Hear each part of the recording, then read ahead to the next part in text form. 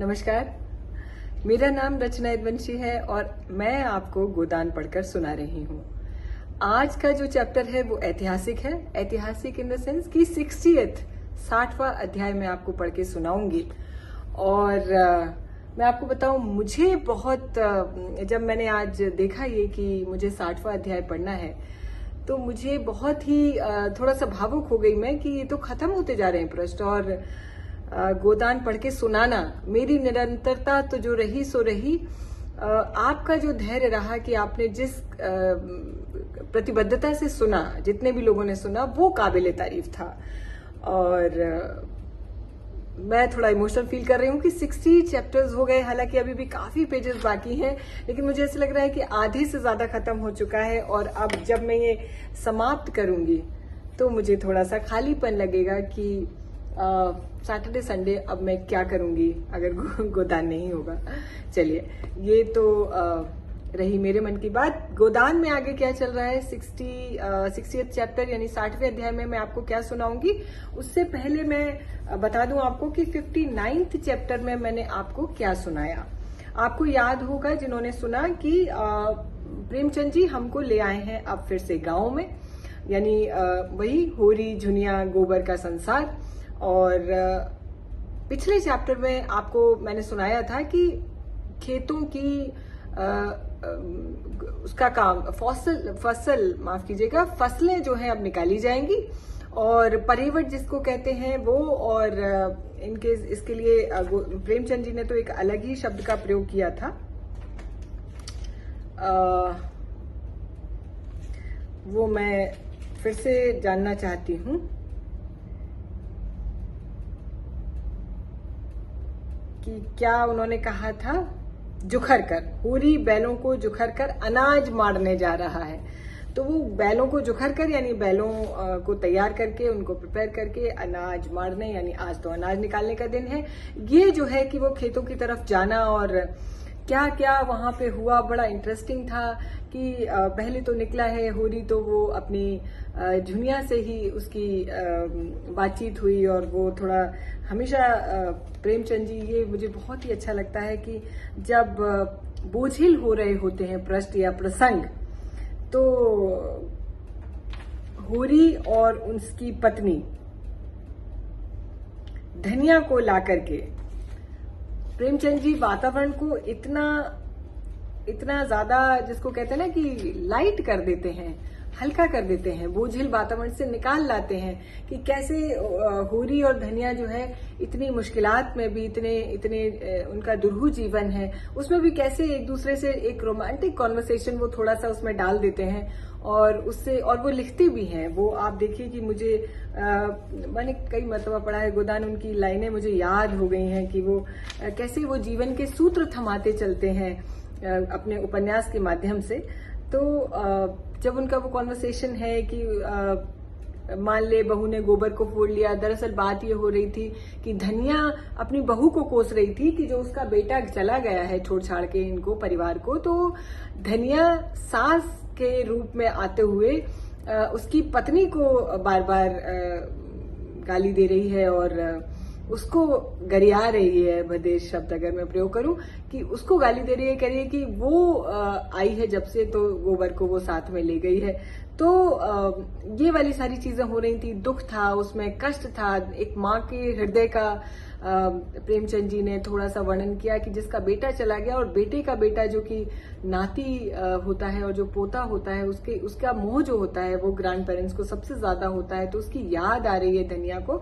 तो खैर ये सब चीजें, तो उसके बाद जो है थोड़ा सा कॉन्वर्सेशन धनिया और उसका कि तुम कहाँ जा रहे हो, और चलो तुम भी चलो, तुम ये ऐसा कर देना और मैं ये कर लूंगा। तो वो थोड़ा सा लाइट कॉन्वर्सेशन हुआ, वार्तालाप हुआ धनिया और गोबर के बीच में, और जिससे वातावरण जो बोझिल था, जो एक माँ अपने बच्चों को याद करके कष्ट में थी, दर्द निकल रहा था उसके शब्दों में, इस वार्तालाप से थोड़ा वो उड़ा। फिर उन्होंने लिखा है, विनोद में दुख उड़ गया वही उसकी दवा है। ये जो पंक्तियां होती है ना, एक एक पंक्ति में ऐसा लगता है प्रेमचंद जी जैसे जीवन का सूत्र थमा देते हैं। बिल्कुल ठीक बात है कि जीवन में बहुत सारी जिम्मेदारियां, बहुत सारे, जीवन एक संघर्ष है, अनथक चलता है, निरंतर चलता है। अगर उसमें विनोद ना हो तो जीवन वाकई बहुत बोझिल हो जाए। फिर वो जो है वहां पे थोड़ा सा मैं आपको सुनाना चाहूंगी पिछले अध्याय का, कि जब वो निकला है अनाज मारने, तो जो उन्होंने खेत और खलिहान का जो वर्णन किया है वो आप सुनिए कि कितना खूबसूरत है।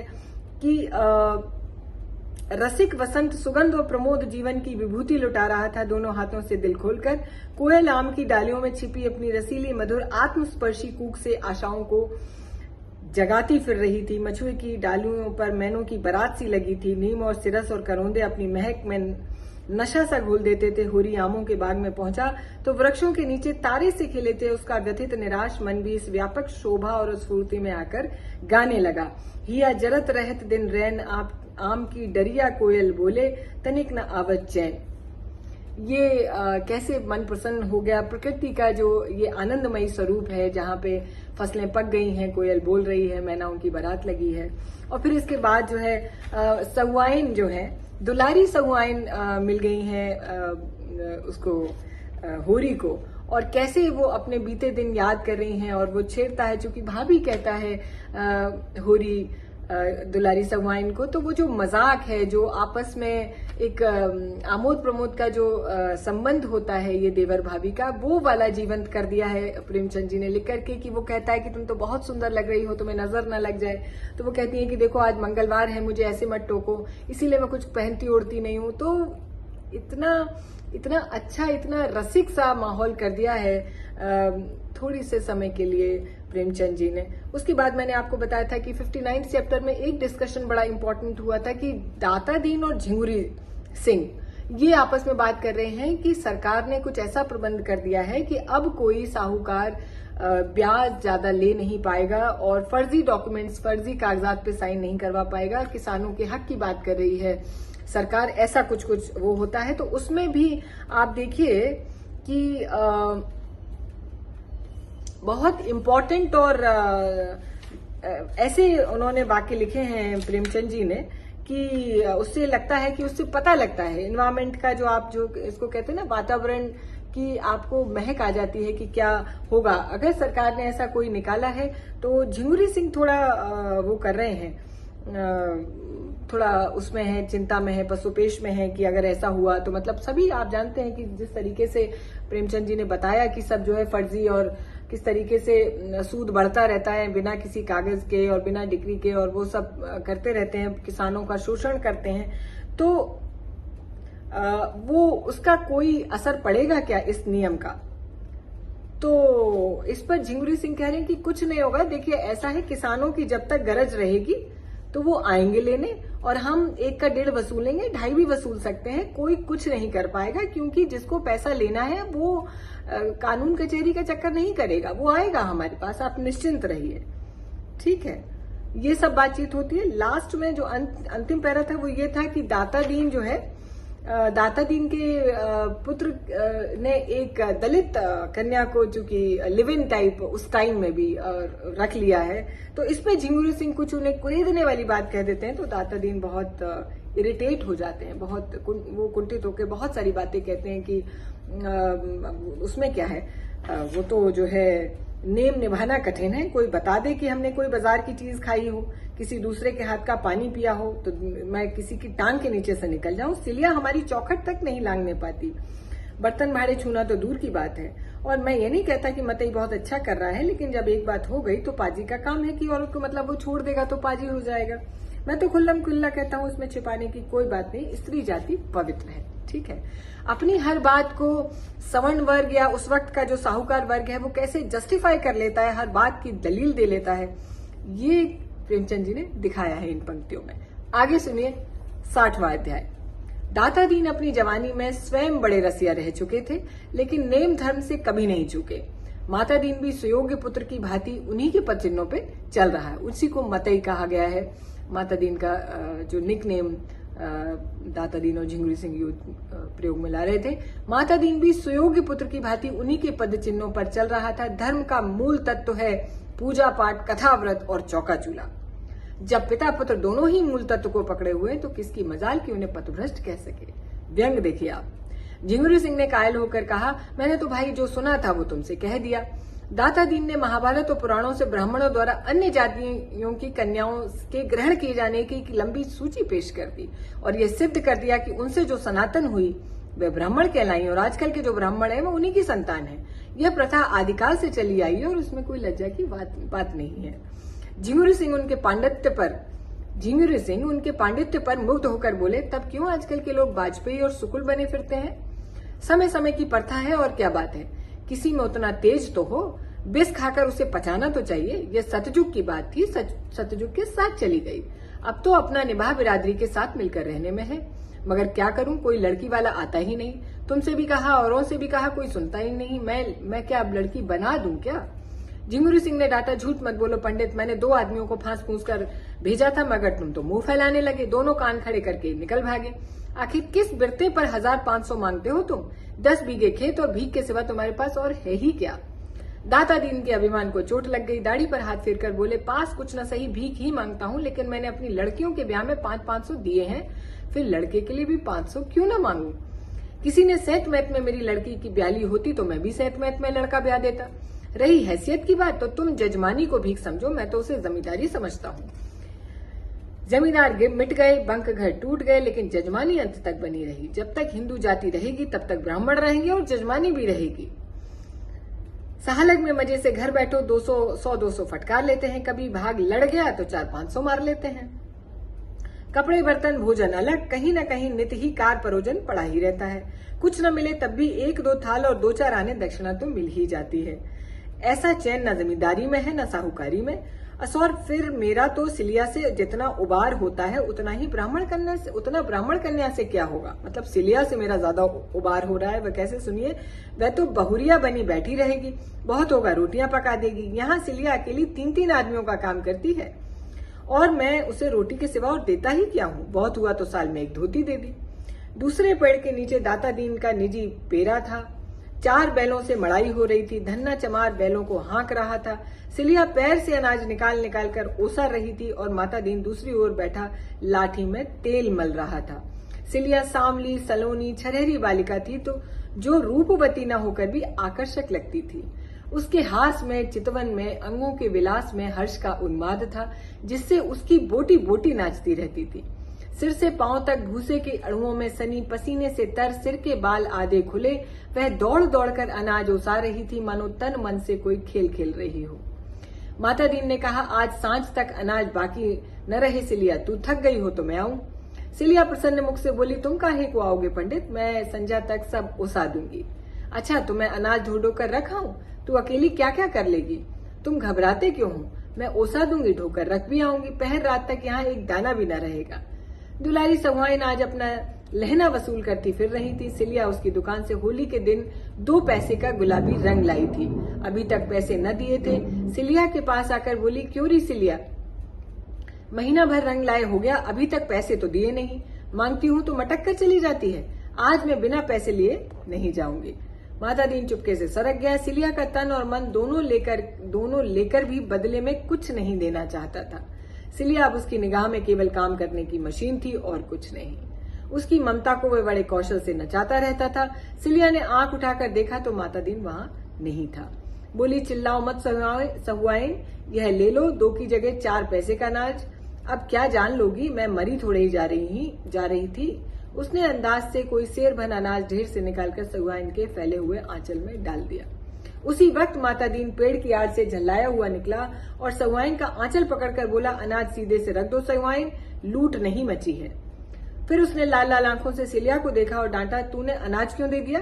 किससे पूछ के दिया? तू कौन होती है मेरा अनाज देने वाली? सहुआइन ने अनाज ढेर में डाल दिया और सिलिया हक्की बक्की होकर माता दीन का मुंह देखने लगी। ऐसा जान पड़ा कि जिस डाल पर निश्चिंत बैठी हुई थी वह टूट गई और अब वह निराधार नीचे गिर रही थी। खिसियाए हुए मुंह से आंखों में आंसू भरकर सहुआइन से बोली, तुम्हारे पैर पड़ती हूँ, मैं फिर दे दूंगी सहुआइन, आज मुझ पे दया करो। सहुआइन ने उसे दयार्द नेत्रों से देखा और माता दीन को धिक्कार भरी आंखों से देखते हुए चली गई। सहुआइन ने उसे दयाई रिपीट हो गया, आगे सुनिए। तब सिलिया ने अनाज उसाते हुए आहत गर्व से पूछा, तुम्हारी चीज में मेरा कोई अख्तियार नहीं? माता दीन आंखें निकाल के बोला, नहीं, तुझे कोई अख्तियार नहीं। काम करती है, खाती है, जो तू चाहे वो खा लुटा, पर यहाँ न होगा। जो तू चाहे खा भी लुटा भी, तो यहाँ वो नहीं होगा। अगर तुझे यहाँ न पड़ता हो तो कहीं जाके और काम कर ले। मजदूरों की कमी नहीं है, सेत में नहीं लेते, खाना कपड़ा लेते हो। सिलिया ने उस पक्षी की भांति जिसे मालिक ने पर काटकर पिंजरे से निकाल दिया हो, माता दीन की ओर देखा। उस चितवन में वेदना अधिक थी, भर्त्सना ये कहना कठिन था, पर उस पक्षी की भांति उसका मन फड़फड़ा रहा था और ऊंची डाल पर उन्मुक्त वायुमंडल में उड़ने की शक्ति न पाकर उसी पिंजरे में जा बैठना चाहता था, जहां चाहे उसे बेदाना बेपानी पिंजरे की तीलियों से सिर टकरा के ही मर क्यों न जाना पड़े। सिलिया सोच रही थी, अब उसके लिए दूसरा कौन सा ठौर है। वह ब्याता होकर न होकर भी संस्कार में और व्यवहार में उस मनोभावना में ब्याहता थी, और अब माता दीन चाहे उसे मारे या काटे, उसका दूसरा कोई आश्रय नहीं था, दूसरा कोई अवलंब नहीं था। उसे वह दिन भी याद आ गया, अभी 2 साल भी नहीं हुए थे, जब माता दीन उसके तलवे सहलाता था, जब उसने जनेऊ पे हाथ रख के कहा था, सिलिया जब तक दम में दम है तुझे ब्याता की तरह रखूंगा। जब वह प्रेमातुर होकर हाट में, बाग में, नदी के तट पर उसके पीछे पीछे पागलों की भांति फिरा करता था, और आज उसका निष्ठुर व्यवहार मुट्ठी भर अनाज के लिए उसका पानी उतार गया। उसने कोई जवाब न दिया। कंठ में नमक के एक डले का अनुभव करती हुई आहत हृदय और शिथिल हाथों से फिर वही काम करने लगी। उसी वक्त उसकी माँ, बाप, दोनों भाई, कई अन्य चमारों ने न जाने किधर से आकर माता दीन को घेर लिया। सिलिया की माँ ने आते ही उसके हाथ से अनाज की टोकरी छीनकर फेंक दी और गाली देकर कहा, राण, जब तुझे मजदूरी ही करनी थी तो घर की मजदूरी छोड़कर यहाँ क्या करने आई थी? जब ब्राह्मण के साथ रहती है तो ब्राह्मण की तरह रहे। बिरादरी की नाक कटवाकर की भी चमारन ही बनना था तो यहाँ क्या घी का लोंदा बनने आई थी? चुल्लू भर पानी में डूब क्यों नहीं मरती?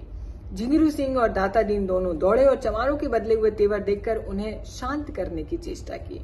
झिंगुरू सिंह ने सिलिया के बाप से पूछा, क्या बात है चौधरी, किस बात का झगड़ा है? सिलिया का बाप हरकू 60 साल का बूढ़ा था, काला दुबला, सूखी मिर्ची की तरह पिचका हुआ, पर उतना ही तीक्ष्ण। बोला, झगड़ा कुछ नहीं है ठाकुर, हम आज या तो माता दीन को चमार बना के रहेंगे या उसका और अपना रक्त एक कर लेंगे। सिलिया कन्या जात है, किसी न किसी के घर तो जाएगी, इस पर हमें कुछ नहीं कहना है, मगर उसे जो कोई भी रखे वो हमारा होकर रहे। तुम हमें ब्राह्मण नहीं बना सकते, मुदा हम तुम्हें चमार बना सकते हैं। हमें ब्राह्मण बना दो, हमारी सारी बिरादरी बनने को तैयार है। जब यह सामर्थ्य नहीं है तो तुम भी चमार बनो, हमारे साथ खाओ पियो, हमारे साथ उठो बैठो, हमारी इज्जत लेते हो तो अपना धर्म भी हमें दो। दाता दीन ने लाठी फटक कर कहा, मुंह संभाल कर बात कर हरकुआ, तेरी बिटिया यह खड़ी है, ले जा चाहे जहां ले जाना हो, हमने उसे बांध के नहीं रखा है, काम करती थी, मजूरी लेती थी, या मजदूरों की कमी नहीं है। सिलिया की माँ उंगली चमकाकर बोली, वाह वाह पंडित, खूब न्याय करते हो। तुम्हारी लड़की किसी चमार के साथ निकल गई होती तो तुम इसी तरीके की बातें करते तो देखती। हम चमार हैं इसलिए हमारी कोई इज्जत नहीं। हम सिलिया को अकेले से न ले जाएंगे, उसके साथ माता दीन को भी ले जाएंगे। जिसने उसकी इज्जत बिगाड़ी है, तुम बड़े नेमी धर्मी हो, उसके साथ सोओगे लेकिन उसके हाथ का पानी न पियोगे। यही चुड़ैल है कि सब सहती है, मैं तो ऐसे आदमी को माहौर दे देती। माहौर जहर होता है। हरखू ने अपने साथियों को ललकारा, सुन ली इसकी बात की नहीं, अब खड़े मुंह क्या ताक रहे हो?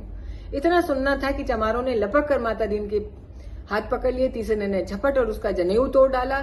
इससे पहले कि दाता दीन और झिंगुरी सिंह अपनी अपनी लाठी संभाल सके, 2 चमारों ने माता दीन के मुंह में बड़ी सी हड्डी का टुकड़ा डाल दिया।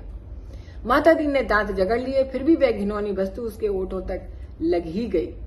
उन्हें मतली तो हुई और ऊपर से मुंह खुल गया और हड्डी कंठ तक जा पहुंची। इतने में खलिहान के सारे आदमी जमा हो गए, पर आश्चर्य यह था कि कोई इन धर्म के लुटेरों से मुजाहिम न हुआ। माता दीन का व्यवहार सभी को नापसंद था। यह गांव की बहू बेटियों को घूरा करता था, इसलिए मन में सभी उसकी दुर्गति से प्रसन्न थे। हाँ, ऊपरी मन से चमारों पर रौब जमा रहे थे। होरी ने कहा, अच्छा बहुत हुआ हरकू, भला चाहते हो तो यहाँ से चले जाओ। हरकू ने निडरता से उत्तर दिया, तुम्हारे घर में लड़कियां हैं होरी में, तो इतना समझ लो। इस तरह गांव की मर्जाद बिगड़ने लगी तो किसी की आबरू न बचेगी। एक क्षण में शत्रु पर पूरी विजय पाकर आक्रमणकारियों ने वहां से टल जाना उचित समझा। जनमत बदलते देर नहीं लगती, उससे बचे रहना ही अच्छा होता है। माता दीन क्या कर रहा था, यानी उल्टी कर रहा था। दाता दीन ने उसकी पीठ सहलाते हुए कहा, एक एक को 5-5 साल के लिए जेल न भिजवाया तो क्या कह देना, 5-5 साल तक सब चक्की पीसेंगे। हरकू ने हेकड़ी के साथ जवाब दिया, इसका कोई गम नहीं है। कौन तुम्हारी तरह बैठे मौज करते हैं? जहाँ काम करेंगे वहां आधा पेट दाना मिल ही जाएगा। माता दीन के उल्टी कर चुकने के बाद निर्जीव सा जमीन पे लेट गया। माता दीन उल्टी करने के बाद निर्जीव जमीन पे लेट गया, मानो कमर टूट गई, मानो डूब मरने के लिए चुल्लू पर पानी खोज रहा हो। जिस मर्यादा के बल पर उसकी रसिकता और घमंड उसका पोशाक अकड़ता फिरता था, वो मिट चुकी थी। उस हड्डी के टुकड़े ने उसके मुंह को ही नहीं, उसकी आत्मा को भी अपवित्र किया था। उसका धर्म इसी खान पान छूत विचार पर टिका था। व्यंग समझिए। आज उस धर्म की जड़ कट गई। अब वह लाख प्रायश्चित करे, लाख गोबर खाए और गंगा जल पिए, लाख दान पुण्य करे और तीर्थ व्रत करे, उसका मरा हुआ धर्म नहीं जी सकता। अगर अकेले की बात होती तो छिपा ली जाती, यहाँ तो सबके सामने उसका धर्म लुटा। अब उसका सिर हमेशा के लिए नीचा हो गया। आज से वह अपने ही घर में अछूत समझा जाएगा। उसकी स्नेहमयी माता भी उससे घृणा करेगी और संसार से धर्म का ऐसा लोप हो गया कि इतने आदमी केवल खड़े तमाशा देखते रहे, किसी के मुंह से चूं तक न निकली। एक क्षण पहले जो लोग उसे देखकर पालागन करते थे, यानी उसके पैर छूते थे, अब उसे देखकर मुंह फेरेंगे। वह किसी मंदिर में भी न जा सकेगा, न किसी के बर्तन भाड़े छू सकेगा। और यह सब हुआ इस अभागिन सिलिया के कारण। सिलिया वहां अनाज उसा रही थी, वहीं सिर झुकाए खड़ी रही, मानो वह उसी की दुर्गति हो रही है। सहसा उसकी मां ने आके डांटा, खड़ी ताकती क्या है, चल सीधे घर, नहीं तो बोटी बोटी काट दूंगी। बाप दादा का नाम तो खूब उजागर कर चुकी, अब यहाँ क्या कर रही है। सिलिया मूर्तिवत खड़ी ताकती रही। माता पिता और भाइयों पर उसे क्रोध आ रहा था। यह लोग उसके बीच में क्यों बोलते हैं? वे जैसे चाहती है रहती है, दूसरों से क्या मतलब। कहते हैं यहाँ तेरा अपमान होता है, तब क्या कोई ब्राह्मण उसका पकाया खा लेगा, उसके हाथ का पानी पी लेगा? अभी जरा देर पहले उसका मन माता दीन के निष्ठुर व्यवहार से खिन्न हो रहा था, पर अपने घर वालों और बिरादरी के इस अत्याचार ने उस विराग को प्रचंड अनुराग का रूप दे दिया। विद्रोह भरे मन से बोली, मैं कहीं न जाऊंगी, तू यहाँ कहीं भी मुझे जीने न देगी। बुढ़िया कर्कश स्वर में बोली, तू न चलेगी? नहीं। चल सीधे से? नहीं। तुरंत दोनों भाइयों ने उसके हाथ पकड़ लिए और घसीटते हुए ले चले। सिलिया जमीन में बैठ गई। भाइयों ने उस पर भी न छोड़ा, घसीटते रहे। उसकी साड़ी फट गई, पीठ और कमर की खाल छिल गई, पर वह जाने को राजी न हुई। तब हरकू ने लड़कों से कहा, अच्छा इसे यहीं छोड़ दो, समझ लेंगे कि मर गई, मगर अब जो कभी मेरे द्वार पर आई तो लहू पी जाऊंगा तेरा। सिलिया जान पर खेल कर बोली, हाँ जब तुम्हारे द्वार पर जाऊं तो पी लेना। बुढ़िया ने क्रोध के उन्मादी में सिलिया को कई लातें जमाई और हरकू ने उसे हटा न दिया होता तो शायद प्राण ही ले लेती।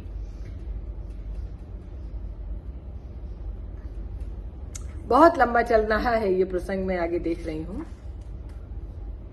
इसलिए मैं यहाँ विराम ले रही हूं। अगले 61वें अध्याय के लिए बहुत जल्दी आपसे मुलाकात होगी। बने रहिए रचना ध्वंशी के साथ और विशेषतः प्रेमचंद जी के गोदान के साथ। नमस्कार, बहुत शुक्रिया।